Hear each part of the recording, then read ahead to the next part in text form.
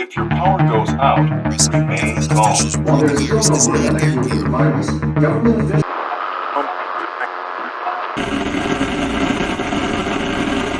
Moi, ce que je veux, c'est qu'on rende leur indépendance de jugement aux cours de justice. Et qu'elles n'agissent pas en 2 jours quand il s'agit de M. Fillon, et en 4 ans quand il s'agit de M. Macron. Parce que l'affaire Alstom, elle est toujours... pour l'instant, elle est sous un juge d'instruction qui laisse la poussière s'accumuler. Il ne se passe rien, quoi.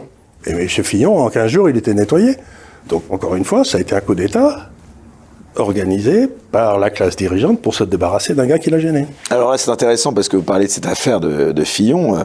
Il y a eu cette affaire McKinsey, en tout cas. Qui, mais c'est 10 fois l'affaire Fillon.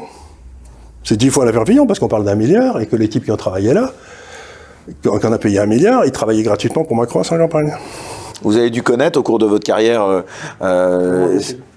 Non. Je déteste tous ces milieux des consultants. Parce que moi... Et vous avez côtoyé, approché? Bien sûr, mais moi je les vois, plus je suis content. Pourquoi? Parce que ils font de l'argent sur le domaine public. Ils vont voir l'État et ils les prient qu'ils peignent en l'État. Moi, j'ai mis... Mais l'État dit que c'est parce que les compétences, ils ne les ont pas, hein, beaucoup. D'ailleurs, c'est assez vexant pour la fonction publique et la haute fonction publique. Ben, si la haute fonction publique n'est pas compétente, il faut virer Macron.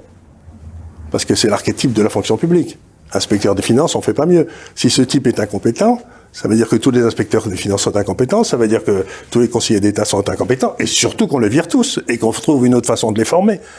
Mais gérer un pays, ça n'est pas gérer une entreprise. Et puis en plus, ce cabinet de consulting, il est américain.